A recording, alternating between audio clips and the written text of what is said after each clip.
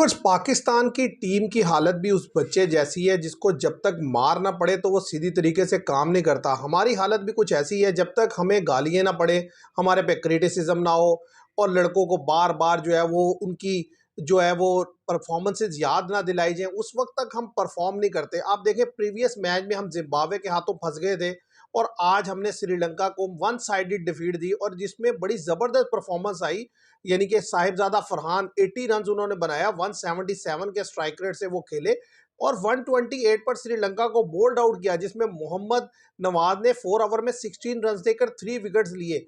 No doubt Pakistan ने एक easy win हासिल किया है। श्रीलंका, क्योंकि जिम्बाब्वे के खिलाफ भी श्रीलंका को डिफीट हुई थी, तो जाहिर है आप ये तो नहीं कह सकते कि आपने कोई बहुत बड़ी टीम को डिफीट दी है, लेकिन उस तरीके से डिफीट दी है जो कि हम बात कर रहे थे कि जिम्बाब्वे के अगेंस्ट भी पाकिस्तान को एक वन साइडेड डिफीट देनी चाहिए थी, लेकिन पाकिस्तान ऐसा करने में नाकाम रहा था। लेकिन शुक्र है कि आज के मैच में श्रीलंका के अगेंस्ट हमने वो परफॉर्मेंस दी जो कि डिजर्व करती है पाकिस्तान की टीम के। पाकिस्तान क्योंकि इनसे बेहतर साइड है और पाकिस्तान को इनको इजीली डिफीट देनी चाहिए, चाहे पहले बैटिंग करें चाहे सेकंड बैटिंग करें। और ये एक खुशाइंद बात है कि काफ़ी देर के बाद जो एक अच्छी इनिंग साहिबजादा फरहान के बैट से आई, ये पाकिस्तान के लिए ज़बरदस्त है। लेकिन जो एक और चीज़ जो पाकिस्तान के लिए मैं समझता हूँ दर्द सर बनी हुई है T20 में, वो है पाकिस्तान का मिडल ऑर्डर। आप देखें कि मिडल ऑर्डर में जो बाबर आजम है और जो सलमान अली आगा हैं, ये दोनों लड़के जो हैं बहुत ज़्यादा प्रॉब्लमेटिक हैं। यानी कि प्रॉब्लमेटिक इन अ सेंस कि परफॉर्म नहीं कर पा रहे। बाबर आजम आज भी 16 रन बना सके, सलमान अली आगा की वो पोजीशन ही बड़ी अजीब सी है, उनसे खेला ही नहीं जाता। कहने की बात यह है कि वो भी प्रॉब्लम करते हैं और बाबर आजम भी वैसे ही हैं। तो ये दो स्लॉट ऐसे हैं कि पाकिस्तान को इसमें बेहतरी चाहिए। इन लड़कों की फॉर्म अगर बेहतर होगी तो पाकिस्तान आगे बेहतर कर पाएगा। क्योंकि व्यूअर, सीधी सी बात है कि आप ये जो सीरीज खेल रहे हैं, जिसमें आप श्रीलंका से खेल रहे हैं, आप जिम्बाब्वे से खेल रहे हैं, मैं समझता हूं अगर यहाँ जिम्बाब्वे की जगह या श्रीलंका की जगह अफगानिस्तान होता यहाँ पर तो फिर और ज़्यादा टाइट मुकाबला होता और बेहतर जो है वो चीज़ें आपके सामने आती। उसकी वजह यह है कि जो भी है, अफगानिस्तान के पास ऐसा क्वालिटी स्पिन अटैक है कि जब आप उसके अगेंस्ट रन बनाते हैं तो डेफिनेटली आपके लड़कों को भी कॉन्फिडेंस आता है और आपको भी। नो डाउट कि अगर आप अफगानिस्तान की भी परफॉर्मेंस देखें T20 में, तो वो भी नंबर 8वें या 9वें नंबर की टीम है, कोई बड़ी अच्छी टीम नहीं है। पाकिस्तान जो मैचेस खेलेगा आगे ऑस्ट्रेलिया से, जो 3 T20, मैं समझता हूँ वो बड़े इंपॉर्टेंट है। लेकिन जो सबसे बड़ा पाकिस्तान के लिए आजकल मसला बना हुआ है वो ये है कि कोई भी टीम जो पाकिस्तान के अगेंस्ट खेलती है, खासतौर पर जो क्वालिटी टीम है, वो अपनी जो बेंच स्ट्रेंथ है वो यूज़ करती है। वो अपनी ए टीम यानी कि इंटरनेशनल प्रॉपर टीम जो है वो अपने लड़के नहीं खिलाती, वो B-C कैटेगरी के लड़कों को मौका देती है और इवन के वो भी पाकिस्तान को टफ टाइम देते हैं। और उसके अगेंस्ट अगर पाकिस्तान जीत जाता है तो भी आप अपने आप को एनालाइज नहीं कर पाते कि आप कहाँ खड़े हैं। देखिए, अगर फेयर एनालिसिस अपनी टीम का कर लिया जाए तो एक चीज़ तो वाजे है कि जो दो ऑलराउंडर है आपके, नवाज और फ़हीम अशरफ, ये सेट हो चुके हैं, ये आपको डिलीवर करके दे रहे हैं। बॉलिंग में, फास्ट बॉलिंग में आप अभी भी रिलेक्टेंट है। किसी दिन शहीन शाह अफरीदी बेहतर गेंद करते हैं, किसी दिन वो ऑफ कलर होते हैं। अब जैसे कि वो इंजर्ड हो गए हैं, इसी तरह सलमान मिर्ज़ा हैं, वो ज़ाहिर अभी नए हैं, उनके बारे में भी आप कुछ नहीं कह सकते।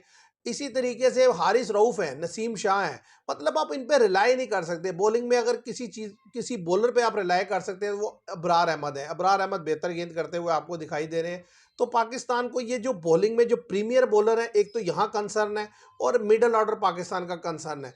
अगर इन पर काम हो जाए या यहाँ पर कोई एक दो लड़के एडजस्ट हो जाए तो मैं समझता हूँ चीज़ें बेहतर हो सकती हैं। बॉलिंग से ज़्यादा मैं समझता हूँ ये मिडल ऑर्डर का मसला पाकिस्तान के साथ है। लेकिन एक अच्छी जीत आई, उम्मीद करते हैं कि आइंदा जो पाकिस्तान का मैच जिम्बाब्वे से होगा उसमें भी पाकिस्तान इसी तरह की कारकर्दगी दिखाता हुआ नजर आएगा जैसी आज कारकर्दगी दिखाई। और थोड़ी सी पाकिस्तान को अपनी अप्रोच में कंसिस्टेंसी लाने की जरूरत है। आप देखिए, नवाज एक मैच में मैन ऑफ द मैच होते हैं, अगले मैच में उनसे ओवर ही नहीं करवाया जाता। फ़हीम अशरफ एक मैच में 4 विकेट लेते हैं, अगले मैच में पता चलता है फ़हीम अशरफ ने ओवर ही नहीं किया।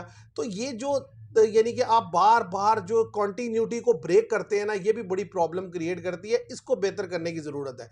और अब अगर हम बात करें, जो टेस्ट मैच चल रहा है, आज पहला दिन था अफ्रीका वर्सेस इंडिया। अफ्रीका ने फिर टॉस जीता, टॉस जीतकर बैटिंग की। मैं समझता हूँ ओपनिंग पार्टनरशिप बड़ी ज़बरदस्त थी, लेकिन उसके बाद बुमराह ने विकेट ली। फिर कुलदीप वो बॉलर है जिस मैं समझता हूँ जो कि आज इंडिया को टेस्ट मैच में वापस लाए हैं, वरना बड़ा ज़बरदस्त चल रहा था साउथ अफ्रीका बैटिंग में, जिस तरीके से 80 रन बना लिया था, फिर एक विकेट गिरी और दूसरी विकेट यानी कि रिकल्टन को कुलदीप यादव लेकर जाते हैं। उसके बाद फिर एक अच्छी पार्टनरशिप लगती है ट्रिस्टन स्टब्स की और बवुमा की। बवुमा 41 बनाते हैं, ट्रिस्टन स्टब्स 49 बनाते हैं। फिर उन दोनों को जो है वो ले जाते हैं, क्या कहते हैं, बड़ी ज़बरदस्त बॉलिंग करके कुलदीप यादव। तो एक मैच में अगर इंडिया को बनाया हुआ है तो वो कुलदीप यादव ने है। 247 फॉर 6 है इस वक्त साउथ अफ्रीका के। साउथ अफ्रीका के साथ बैड लक ये रही कि उनके लड़कों ने रन जरूर किया है। 38 मार्करम ने किया, 35 रिकल्टन ने किया, 41 इसी तरीके से बमूमा ने किया, 49 स्टब्स ने किया। इसी तरह 25 रन जो है वो नीचे आकर जो उन्होंने प्लेयर खिलाए हुए हैं, टोनी डिजोर्जी उन्होंने किया। 25 पर मुत्तुस्वामी खड़े हैं, लेकिन कोई भी लड़का अपनी इनिंग्स को बड़े रन्स में कन्वर्ट नहीं कर सका। और जाहिर है ये इंडिया की अच्छी क्वालिटी बॉलिंग है, क्योंकि अगर आप पिच को देखें तो फास्ट के लिए थोड़ा बहुत बाउंस है, थोड़ी बहुत मूवमेंट है, लेकिन एज सच ऐसा नहीं है कि कोई बहुत ज़्यादा डिफिकल्ट ट्रैक है। ऐसे स्पिनर के लिए भी कोई बहुत ज़्यादा मदद नहीं है।